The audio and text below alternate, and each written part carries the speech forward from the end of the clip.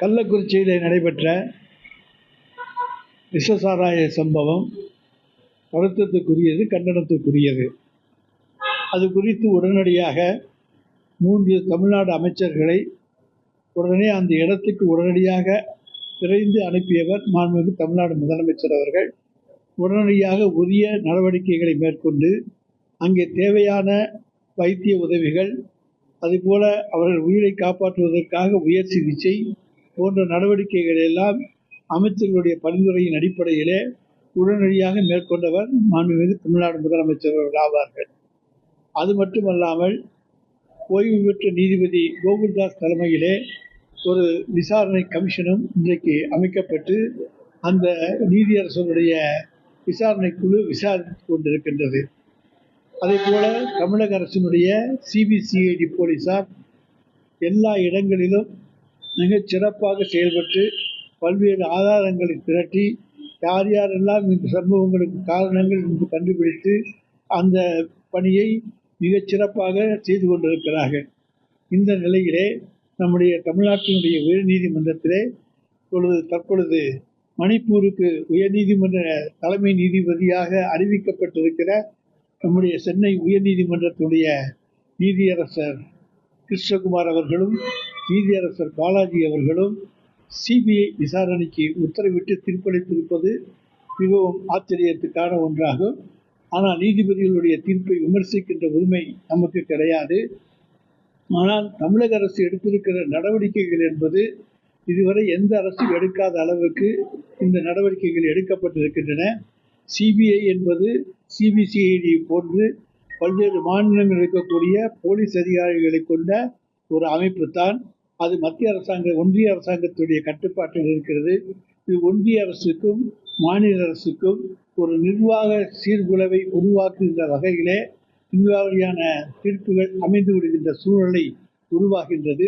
CBI நடவடிக்கை எடுக்க வேண்டும் என்று சொன்னால் இன்றைக்கு சிபிசிஐடி போலீஸ், தமிழ்நாட்டு போலீஸ் ஸ்காட்லாந்து போலீஸுக்கு இணையான போலீஸார் என்று இந்தியாவில் உலகமெங்கு பாராட்டப்படுகிற திறமையான காவல்துறையினர் தான் தமிழ்நாடு காவல்துறையினர். எந்த வழக்கையும் மிகச் சிறப்பாக கையாளக்கூடிய ஆற்றல் மிக்கவர்கள் நம்முடைய தமிழ்நாடு காவல்துறையினர். அதை போலவே இந்த வழக்கையும் மிகச் சிறப்பாக அவர்கள் கையாண்டு வருகின்றார்கள்.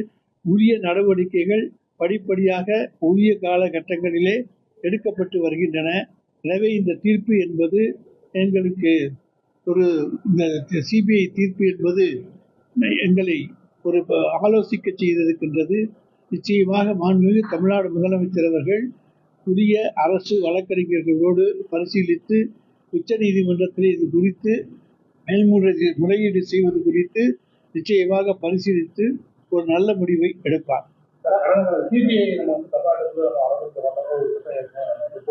என்ன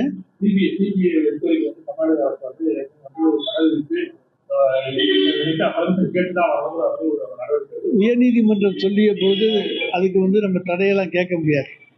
உயர்நீதிமன்றம் இல்லாமல் ஒருத்தர் விசாரணைக்கு வர்ற போது நம்ம சட்டப்படி தடை இருக்கு, எங்களுக்கு அனுமதி கேட்டு வாருங்கள்னு சொல்லுவோம். இப்போ அவங்க உயர்நீதிமன்றத்தினுடைய தீர்ப்பை காண்பித்து விட்டு வருகிற பொழுது அது தடுத்தால் அது கண்டம் கோத்தாகிவிடும். எனவே நாங்கள் அதற்குள்ளே போக விரும்பவில்லை. நாங்கள் திறமையாக செயல்பட்டிருக்கிறோம் என்பதைத்தான் சொல்லுகிறோம். இனிமேல் சிபிஐ ஆரம்பத்திலிருந்து விசாரிக்க ஆரம்பித்தால் இன்னும் காலதாமதம் தான் ஏற்படுமே தவிர துரிதமான பலன் நிச்சயமாக கிடைக்காது என்பது எங்களுடைய முடிவு. போலீஸ் அதிகாரிகள் நடவடிக்கை எடுத்திருக்காங்க, ஆனால்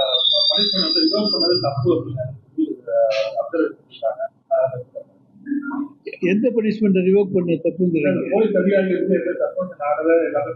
அதாவது ஒருத்தரை காலங்காலத்துக்கு நம்ம பனிஷ்மெண்ட்லேயே வச்சுக்க முடியாது. ஒரு 6 மாத காலத்துக்கு அவங்கள பனிஷ்மெண்ட்டில் வச்சுக்கலாம். அதுக்கப்புறம் அவங்களுக்கு நான் சென்சிட்டிவ் போஸ்ட் அது மாதிரி வேலைகள் கொடுக்க முடியுமே தவிர ஒருத்தரை தொடர்ந்து நம்ம பனிஷ்மெண்ட்லேயே வச்சுக்கிட்டு இருக்கோம் அப்படி என்று சொன்னால் அவங்கள வேலையை விட்டு நீக்க வேண்டியதுதான். அந்த வேலையை நீக்கிறது உரிய விசாரணை அமைப்புகள் மூலமாக விசாரணை நடத்தித்தான் நீக்க முடியுமே தவிர எடுத்த உடனே நிறுத்திட்டு இதே நீதிமன்றம் அவர்களை வேலையை விட்டு நீங்கள் நீக்கியது தவறு என்று சொல்லக்கூடிய வாய்ப்பும் உண்டு. எனவே எல்லாவற்றுக்கும் நீதிமன்றம் இருக்கிறது. எனவே உரிய நடவடிக்கைகளை அவர்கள் உடனடியாக நடவடிக்கை எடுக்கப்பட்டு அதிகாரிகள் மாற்றப்பட்டார்கள், சஸ்பெண்ட் செய்யப்பட்டார்கள். அதற்கு பிறகு ஒரு குறிப்பிட்ட காலத்துக்கு பிறகு அவர்களுக்கு நான் சென்சிட்டிவ் போஸ்ட் கொடுத்துத்தான் ஆக வேண்டும். அப்படித்தான் எல்லா துறையிலும் வழக்கம். ஒன்றிய அரசிலும் அதுதான் வழக்கம், எல்லா மாநிலங்களிலும் அதுதான் வழக்கம். யாருமே வந்து கேஸ் கொடுக்கல. கேஸ் கொடுத்தவங்க வந்து ஏடிஎம்கே, டிஎம்கே, டிஎம்கே எல்லாம் பண்ணிருக்காங்க. இது வரக்கூடிய 2026 எலெக்ஷன்ல இந்த தீர்ப்பு வந்து டிஎம்கேக்கு ஒரு நிச்சயமாக திராவிட முன்னேற்ற கழகத்துக்கு இதை பின்னடைவு ஏற்படுத்தாது. அந்த பகுதியில் இருக்கக்கூடிய மக்கள் நாங்கள் உரிய நடவடிக்கை எடுத்திருக்கிறோம் என்பதிலே திருப்தியாக இருக்கிறார்கள். அரசியல் காழ்ப்புணர்ச்சியோடு தான் சில அரசியல் கட்சிகள் வழக்குகளை தொடர்ந்திருக்கின்றனவே தவிர வேறு எந்த காரணமும் கிடையாது. எனவே எங்களுக்கு பொறுத்த வரைக்கும் 2026 தேர்தலுக்கு இது எந்த விதமான பின்னடைவையும் தராது.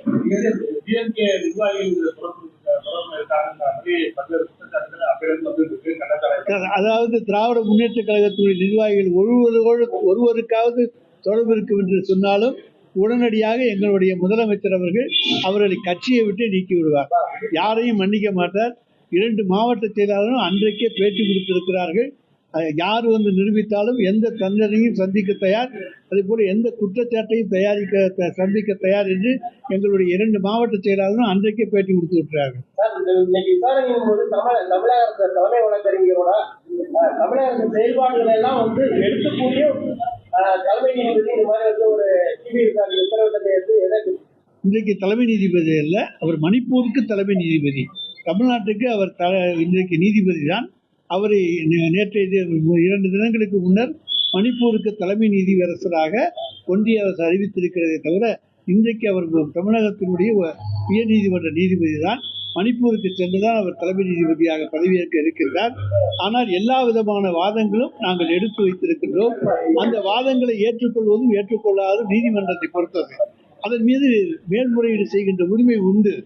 அந்த மேல்முறையீடை வழக்கறிஞர் தான் இந்தந்த குற்றச்சாட்டுகள் அவர்கள் சொல்லியிருப்பது தவறு என்று உச்ச நீதிமன்றத்தில் சொல்ல முடியுமே தவிர நான் சொல்ல முடியாது. நான் சொன்னால் அது கண்டெப்ட் ஆகிவிடும். இந்த மேட்ச்ல நம்ம வந்து டிஎம்கேக்கு ஃபெயிலியர் இல்லைன்னு சொல்லுவீங்க. தொடர்ந்து கோர்ட்டில் வந்து நம்ம வந்து நடவடிக்கை எடுத்து திமுக மீது பல்வேறு குற்றச்சாட்டுகள் மட்டும்தான் அவங்க வந்து வழக்கு கொடுத்துருக்காங்க. இது நம்ம எப்படி சார் இல்லைங்க, சிபிசிஐடி விசாரணை நடந்துகிட்டு இருக்கு. ஆனால் அவங்க சிபிஐ விசாரணை வேணும்னு கேட்டு வாங்கியிருக்காங்க. நாங்கள் என்ன சொல்கிறோம், சிபிசிஐடி ப்ராப்பராக விசாரிச்சிருக்குங்கிறதை உயர்நீதிமன்றத்தை சொல்லியிருக்கோம். எத்தனையோ உயர்நீதிமன்றத்துடைய தீர்ப்புகள் உச்ச நீதிமன்றத்தில் மாற்றப்பட்டு இருக்கின்றன.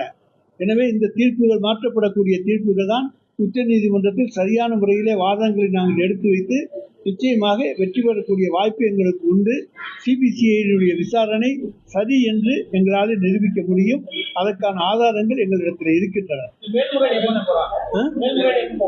மேல்முறையீடு போவது பற்றி மாண்புமிகு தமிழ்நாடு முதலமைச்சர் அவர்கள் முடிவு செய்வார்கள். மேல்முறையீடுக்கு செல்வது என்ற ஒரு முடிவு செய்தால் அதற்கான பதில் தான் இது. அதாவது தமிழ்நாடு முதலமைச்சர் அவர்கள் அரசு வழக்கறிஞர்களோடு கலந்து ஆலோசித்து மேல்முறையீடு செய்வது குறித்து முடிவு செய்து அறிவிப்பார். தமிழகத்தை வந்து மேல்முறையீடு செய்யக்கூடாது. அது எதிர்கட்சி வழக்கறிஞர்கள் இன்பதுரை சொல்றதுக்கெல்லாம் நாங்கள் பொருட்படுத்த வேண்டியதில்லை. ஏன்னா மேல்முறையீடு செய்வதா இல்லையா என்பதை முடிவு செய்ய வேண்டியது எங்களுடைய முதலமைச்சர். அவர் மற்ற வழக்கறிஞர்களோடு இன்றைக்கு பேசி ஒரு நல்ல முடிவை நிச்சயமாக எடுப்பார். நான் தான் சொல்லிட்டேன். நான் சொன்னதில் நீங்க சிலவற்றை புரிந்து கொள்ள வேண்டும். மணிப்பூருக்கு வந்து நம்ம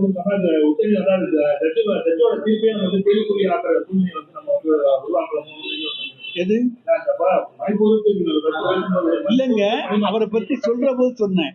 இன்றைக்கு இங்க இருக்கிறாரு, அவர் வந்து மணிப்பூருக்கு தலைமை நீதிபதியாக பதவி உயர்வில் செல்கிறார் என்று சொல்லியிருக்கிறேனே தவிர வேறு அவர் வந்து நேர்மையான நீதிபதி, எனக்கு மிகவும் வேண்டியவர், நல்ல தீர்ப்புகளை தரக்கூடியவர், இடையிலே தமிழ்நாட்டினுடைய நீதியரசர் உயர்நீதிமன்ற நீதிபதியினுடைய பொறுப்பு நீதிபதியாக சிறப்பாக பணியாற்றியவர், பல நீதிமன்றங்களை திறந்தவர்.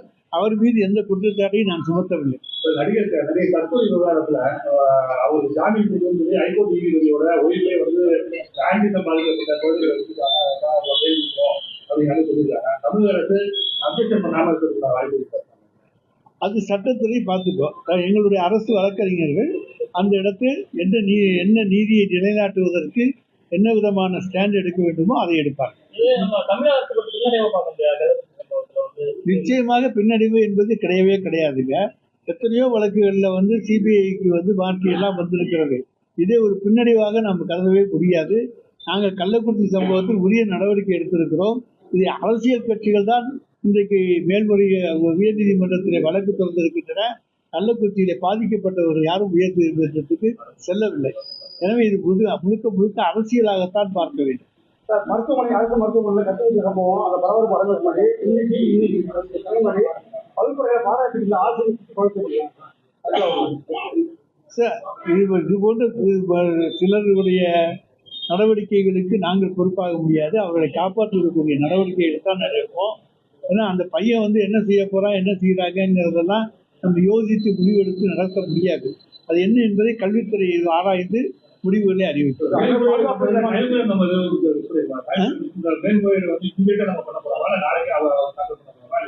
அது மாண்பு தமிழ்நாடு முதலமைச்சர் அவர்கள் முடிவு செய்வார்கள். கேட்கலையே. அதாவது 2 தினங்களுக்கு முன்னால் நம்முடைய தமிழ்நாடு அண்ட் புதுச்சேரி வழக்கறிஞர் சங்கம் சென்னையில் வந்து ஒரு கூட்டம் நடத்தினாங்க. இந்த 3 சட்டங்களை எதிர்த்து அவர்கள் கூட்டம் நடத்தினார்கள். அந்த 3 சட்டங்களும் தேவையில்லை என்பது தமிழக அரசினுடைய நிலைப்பாடு. அதை நாங்கள் கடிதங்கள் மூலமாக தெரிவித்திருக்கின்றோம். என்ன, நீட்டு தேர்வு வந்து நீட் சட்டம் ஒன்றிய அரசினுடைய சட்டம் தான். அந்த சட்டம் தேவையில்லை, அதற்கு தமிழ்நாட்டுக்கு விதிவிலக்கு தாருங்கள் என்று சட்டமன்றத்திலேயே தீர்மானம் நிறைவேற்றி அனுப்பியிருக்கிறோம்.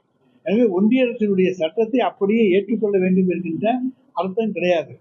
ஆனால் அதற்கு போய் அந்த மாநாட்டில் கலந்து கொண்டதற்காக திரு வி.பி. துரைசாமி அவர்கள் சட்டத்துறை அமைச்சரை கவர்னர் வந்து உடனடியாக பதவி நீக்கம் செய்ய வேண்டும் என்று சொல்லியிருக்கிறார். அப்படி செய்ய வேண்டும் என்று சொன்னால் எவ்வளவோ சம்பவங்கள் இருக்கின்றன. நாங்கள் நீட்டுக்கு எதிராக சட்டமன்றத்திலேயே தீர்மானம் கொண்டு வந்து விதிவிலக்கு கேட்டிருக்கிறோம். சட்டமன்றத்தையே கலைக்க முடியுமா? அதுபோல பல்வேறு சட்டங்களை குறித்து பேசுவதற்கு விதிவிலக்குகள் உண்டு. அதாவது இந்த சட்டம் வந்து தேவையில்லை. 3 சட்டங்களை எதிர்த்து போராட்டங்களையும் நடத்தியிருக்கிறோம், தீர்மானங்கள் போட்டிருக்கிறோம். அதுபோல ஒன்றிய அரசு கொண்டு வருகிற பல சட்டங்களை எதிர்த்து பல மாநிலங்களில் போராட்டம் நடத்தியிருக்கிறது. ஒன்றிய பாஜக அரசு எதிர்த்து இன்றைக்கு மணிப்பூர் பாஜக அரசு இன்றைக்கு போராட்டம் நடத்தி கொண்டிருக்கிறது, கண்டனம் தெரிவிக்கிறது. அப்படியெல்லாம் சூழ்நிலை இருக்கின்ற பொழுது ஒன்றிய அரசை கண்டிக்க கூடாது, அவர் கொண்டு வந்தது தவறு என்று சொல்லக்கூடாது என்று சொல்லுகிற உரிமை வேறு யாருக்கும் கிடையாது. சுதந்திர நாட்டில் எல்லா மனிதர்களுக்கும் உண்டு. சிபிஐக்கு கள்ளக்குறிச்சி வழக்கு மாற்றியதன் மூலம் பல மர்மங்களுக்கு விடை கிடைக்கும் சொல்லி பாமக வழக்கறிஞர் பாதிச்சிருக்காரு. எந்த மர்மமும் அங்கே இல்லை. மர்மம் இருந்தால் தானே முடிச்சு அவுக்கலாம். முடிச்சே கிடையாது, எல்லாம் பிளைனா இருக்கு. அதில் எங்கே இருக்கு மர்மம்? ஏற்கனவே வந்து திருமாவளவன் வந்து ஆமா, அந்த மாநாட்டை நாங்க ஆதரிச்சு தானே அங்க போய் பேசுறோம். அதுக்கப்புறமா மதுக்கடைகளை குறைக்கிறதோ அதுக்கான அறிவிப்புகள் கொடுக்காம இருக்காரு. இந்த 2026 எலெக்ஷன்ல இந்த மது பிரச்சனைகள் வந்து கடுமையான தாக்கத்தை கிடையவே கிடையாது. 2016 தேர்தலில் நாங்கள் வந்தால் பூரண மதுவிலக்கை கொண்டு வருவோம் என்று சொல்லித்தான் அந்த தேர்தல் அறிக்கையிலே சொன்னோம். எல்லா மதுக்கடைகளையும் ஆட்சிக்கு வந்தவுடன் ஒரே கையெழுத்தில் அடுத்த நாளே கலைஞர் அவர்கள் மதுக்கடைகளை மூடுவார் என்று சொன்னார். என்னாச்சு? அதனால வந்து மதுக்கடைகள் இருப்பது இல்லாது என்பது அங்கே இருக்கக்கூடிய பொதுமக்களுடைய கருத்தை பொறுத்தது தான். என்ன, வேணும் என்று சொல்லி ஒரு சிலர், வேண்டாம் என்று சொல்லி ஒரு சிலர், 2 பக்கம் இருக்கிறார்கள். இருவரையுமே திருப்திப்படுத்தணும். அதே நேரத்தில் இங்கே வந்து மட்டும் கொண்டு வர முடியாது. அதுதான் எங்களுடைய நிலைப்பாடு. நாங்கள் மதுவிலக்கை கொண்டு வருவதற்கு தயார். எங்களுடைய முதலமைச்சருக்கு மதுவிலை வருமானம் வேண்டியதில்லை, மதுவிலக்கு வேண்டும். அதில் நாங்கள் வந்து மதுவை ஒழிக்க வேண்டும். அதில் எல்லாம் எங்கள் முதலமைச்சருக்கு எந்த விதமான இதுவும் கிடையாது.